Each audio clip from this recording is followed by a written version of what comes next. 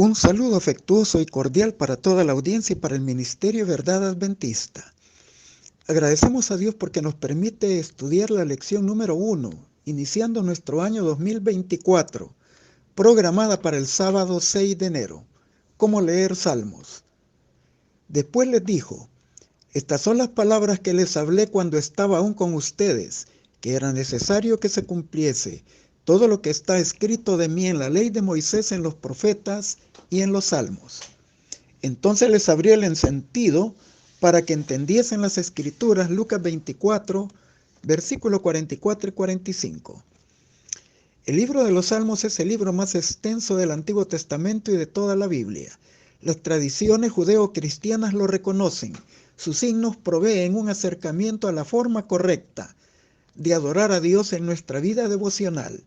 Vemos en el libro el predominio de la poesía como la forma usual de sus escritores para dirigirse a Dios, exponiéndole sus emociones, sentimientos y clamores imprecatorios, es decir, el vivo deseo de que alguien sufra un daño, hasta llegar a las máximas expresiones de alabanzas celestiales.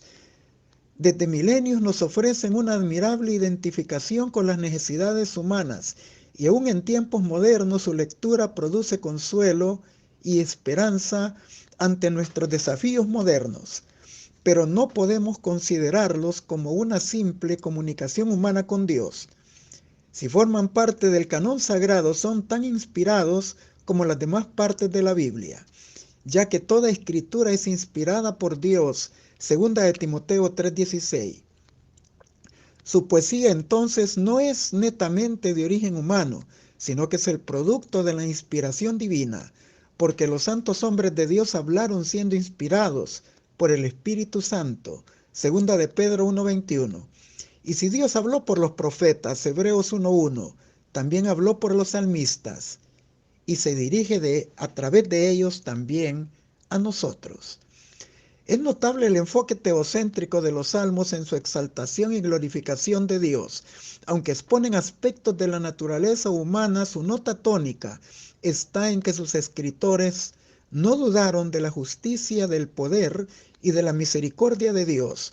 Nos expresan una confianza absoluta de que Dios escucha y responde a nuestros clamores y oraciones.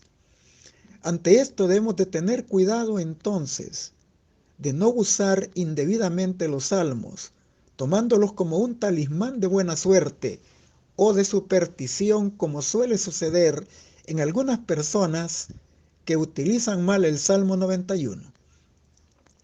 Jesús y los apóstoles en el Nuevo Testamento citaron los salmos. Nuestro versículo de memoria, Lucas 24:44, nos presenta la estructura que Jesús dio al Antiguo Testamento: ley de Moisés, Pentateuco o Torá, los profetas y los salmos, los escritos. Y Jesús les expuso su identidad mesiánica utilizando los salmos a los grandes líderes de su época.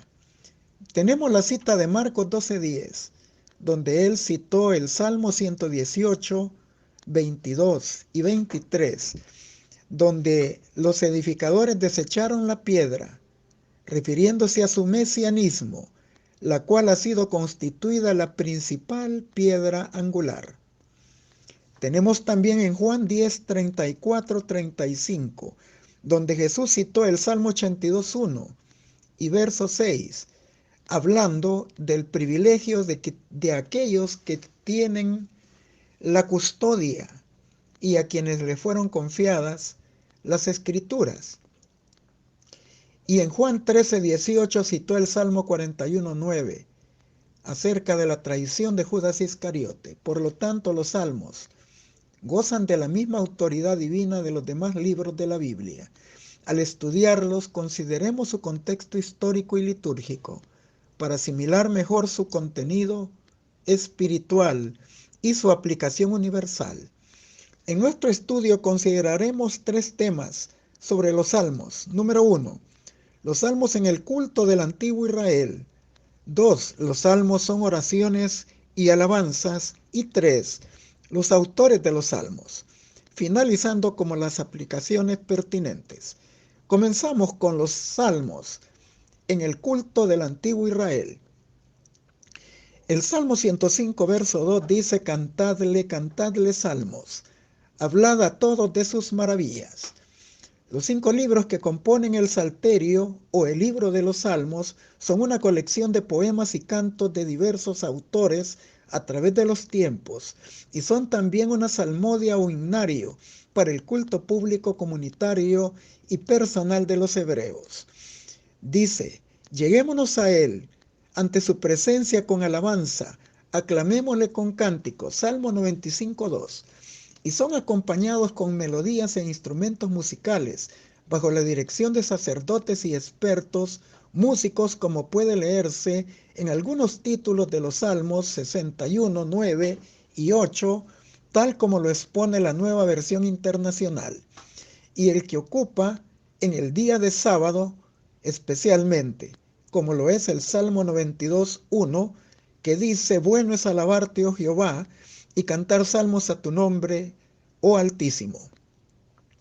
Los salmos tienen una razón de ser y podemos percibirlo en 1 de Crónicas 13, 14 y 16, 7, donde por motivo de traslado del arca del pacto hacia Jerusalén, el rey David y los levitas Asaf y sus hermanos expresaban júbilo y alabanza al trasladar el arca. Los nombres de los levitas son mencionados: Jesúa, Binui, Cadmiel, Serebías, Judá y Metanías, y sus hermanos que oficiaban cantos de alabanzas, Nehemías 12:8. Por eso el título del libro de los Salmos es Tehilín, alabanzas, y refleja su propósito principal, la alabanza a Dios, y en español procede del griego salmoi, que se encuentra en la Septuaginta, una traducción temprana del hebreo al griego de los siglos segundo y tercero antes de Cristo. Se cantaban de forma especial en las fiestas solemnes de peregrinación, como lo era la Pascua, Pentecostés y tabernáculos. Los peregrinos entonaban salmos en el templo como parte del culto. Éxodo 23, del 14 al 17.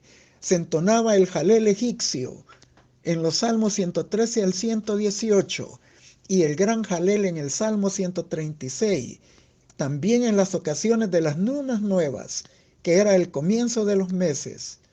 Y el jalel egipcio ocupaba un lugar importante en el tiempo de la Pascua, porque relataba la liberación de Israel de Egipto, en los salmos 113 al 118, y en el canto de Jesús ya partiendo posteriormente a la cruz, después de celebrar la Pascua y la cena del Señor en Mateo 26, 30. En el jalel diario también lo encontramos en el Salmo 145 al 150, donde se incorporaban a las oraciones en los cultos matutinos en la sinagoga. Es bueno aclarar también que la palabra jalel deriva de aleluya, y su significado es alabanza, que se dirige a Yah, diminutivo de Yahweh. Los salmos incluyen cantos y oraciones y formaban una parte importante de la devoción israelita y de Jesús y de la iglesia primitiva.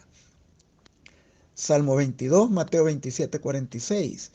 La palabra de Cristo more, dice Pablo, en abundancia en vosotros, enseñándoos y exhortándoos unos a otros en toda sabiduría, cantando con gracia en vuestros corazones al Señor con salmos e himnos espirituales.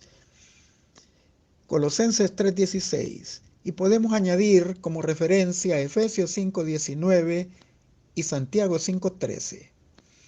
El libro de los Salmos es un himnario eclesiástico y puede dividirse en 5 partes más pequeñas, donde la intención de los autores es organizar su contenido en forma temática, cronológica e histórica de la manera siguiente. Parte número 1, Salmo 1 al 41, describe el conflicto entre David y Saúl, y se expresan sus lamentos y adversidades causadas por sus enemigos. Parte 2, desde el Salmo 42 al 72, el reinado de David, donde la adversidad también le visita bajo una gama nueva de enemigos. Parte número 3, desde el Salmo 73 al 89, la crisis asiria, y son recopilaciones de los hijos de Asaf y de Coré. Parte número 4, desde el 90 al 106, que son reflexiones acerca de la destrucción de Jerusalén por Babilonia. Parte número 5, desde el Salmo 107 al 150, y describe alabanzas y reflexiones post-exílicas y las de peregrinación en general. Cada parte termina con una doxología o glorificación a Dios. Los salmos también nos enseñan que en un mundo caído e imperfecto donde reinan múltiples sinsabores podemos adorar a Dios. Y se nos presentan las siguientes categorías de salmos. 1. Himnos majestáticos, los que exaltan la majestad divina en su poder creador, en su soberanía, en su juicio y su fidelidad. 2. Salmos de acciones de gracias por sus abundantes bendiciones. 3. Salmos de lamentaciones pidiendo liberación de problemas. 4. Salmos sapienciales, que son orientaciones prácticas para vivir una vida recta y santa. 5. Salmos históricos que recuerdan el trato fiel de Dios a su pueblo, a pesar de que ellos fueron infieles al pacto, y se vuelven un legado para las generaciones venideras, de no repetir los errores de sus antepasados. Los salmos gozan de recursos poéticos para ser comprendidos. Uno de ellos es el paralelismo, que es la combinación simétrica de palabras, frases y pensamientos. Tenemos el ejemplo del Salmo 103.1. Alma mía, alaba al Señor y alabe todo mi ser su santo nombre. Aquí alma mía es un significado de todo el ser. El paralelismo puede ser también sinonímico, usando sinónimos para fortalecer la idea, como lo hace el Salmo 117.1, Reina Valera contemporánea, en donde habla de naciones y pueblos. Símbolos equivalentes. Paralelismo antitético, poniendo en contraste la primera y la segunda idea del texto, como en Proverbios 10.1, donde se contrastan el hijo necio y el sabio. Paralelismo semántico, donde se presenta asociación de palabras que pertenecen a la misma categoría de significado, como en el Salmo 111, verso 6, se menciona pueblos y naciones como pertenecientes a la categoría del dominio semántico de grupos y clases de personas. Y este salmo además enseña cómo las bendiciones de Israel se extienden a los pueblos en cumplimiento de la promesa hecha por Dios a Abraham. Los salmos tienen imágenes, como en el Salmo 17.8, donde el refugio de Dios se compara con la sombra de las alas. Tiene también juegos de palabras que resaltan el mensaje espiritual, como en el Salmo 96, versos 4 y 5, donde sobresalen las palabras Elohim, dioses, y Elilim, ídolos, creando un juego de palabras para transmitir el mensaje que los dioses de las naciones solo aparentan ser Elohim, dioses, pero que en realidad son Elilim, ídolos. Y la palabra Selah aparece en muchos de ellos, por lo menos 71 veces en los salmos, tal vez indicando un interludio o transición musical que implica un cambio de voz, ya sea para hacer una pausa y reflexionar sobre el mensaje de una sección concreta de los salmos, o para hacer una repetición desde el comienzo o cambiar el acompañamiento musical. En el Salmo 109, 6 al 15, tenemos un ejemplo de los llamados salmos imprecatorios. Allí el salmista hace un llamado a Dios para que juzgue al malvado. David en este caso no está tomando la venganza con sus manos, pero pide a Dios que acelere su promesa de juicio contra sus impíos atacantes. Pide que ellos sean llevados ante un tribunal y sean hallados culpables, que finalice su vida prematuramente y pierdan toda su ciencia toda su hacienda y su familia, y que Dios no le perdone sus pecados. Todo lo que pide en este salmo David son las consecuencias finales del pecado que alcanzarán al impío tarde o temprano y se concretizarán en la segunda venida de Cristo, cuando ellos recibirán eterna perdición. Esto se volverá inevitable y aunque es contrario posiblemente a nuestra sensibilidad cristiana, no podemos negar que el día grande y terrible del Señor hará una diferencia entre el justo y el malo, entre el que sirve a Dios y el que no le sirve. Malaquías 3:18.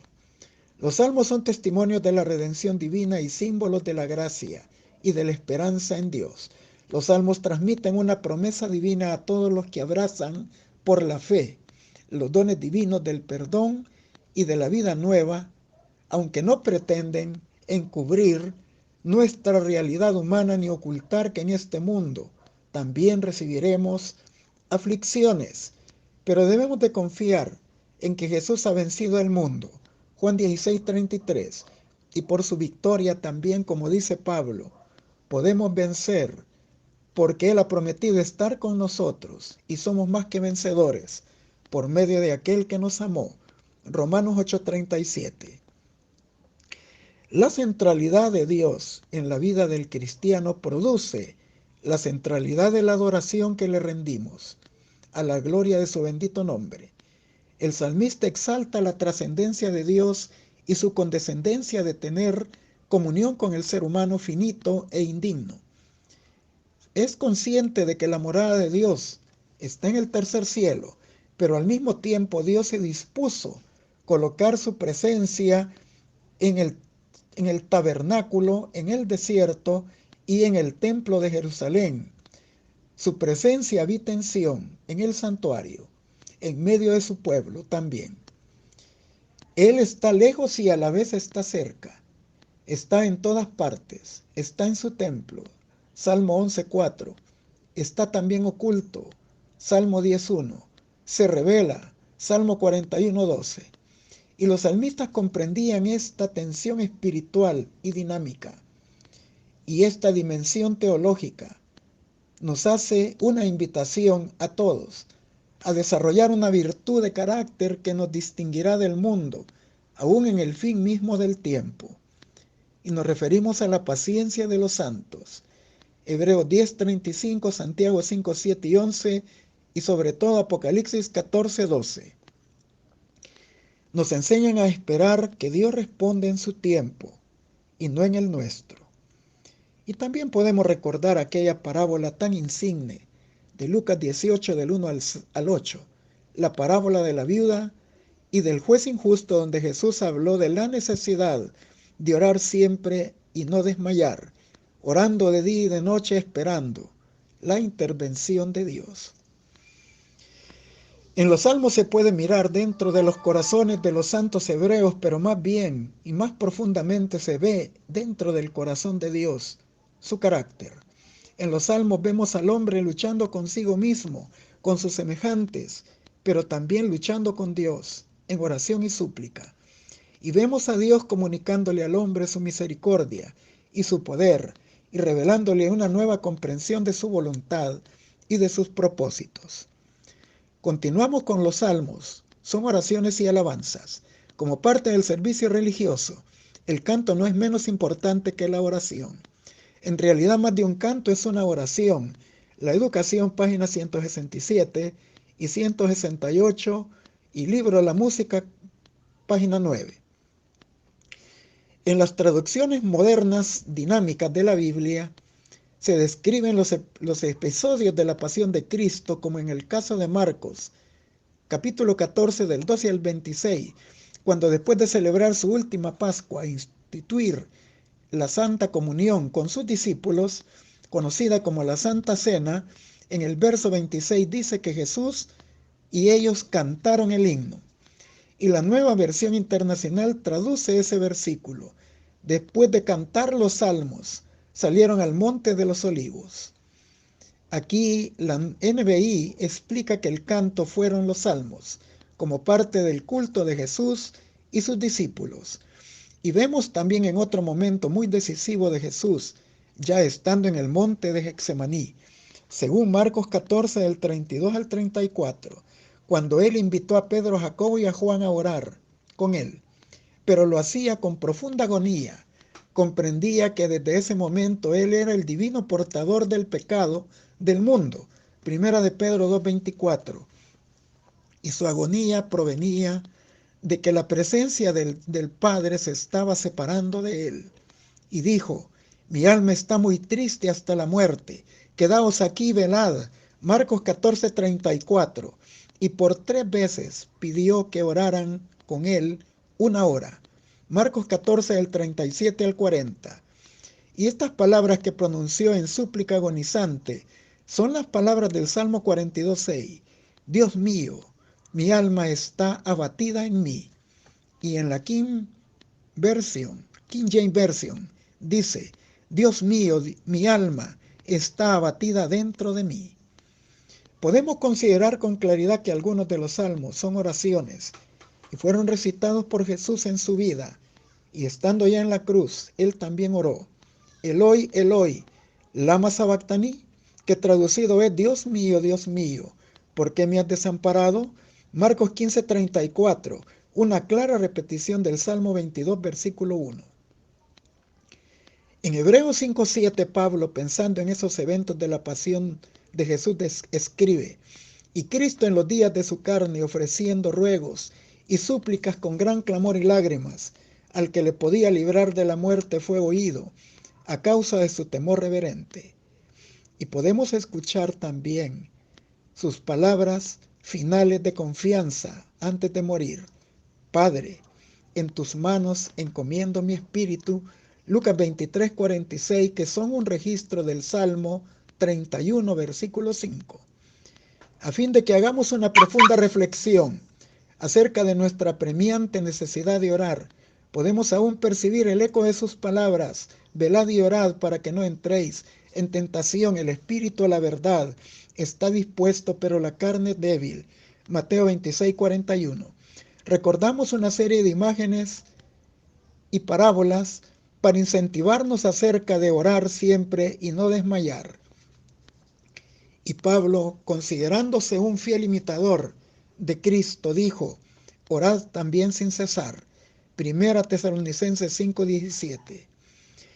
El espíritu de profecía nos recomienda: sería bueno que cada día dedicásemos 1 hora de reflexión a la contemplación de la vida de Cristo.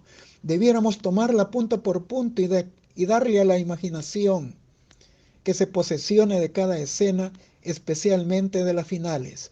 Y mientras nos espaciemos así en su gran sacrificio por nosotros, nuestra confianza en Él será más constante, se reavivará nuestro amor y quedaremos más imbuidos por su Espíritu. Si queremos ser salvos al fin, debemos aprender la lección de penitencia y humillación a los pies de la cruz. El deseo de toda la gente es página 63.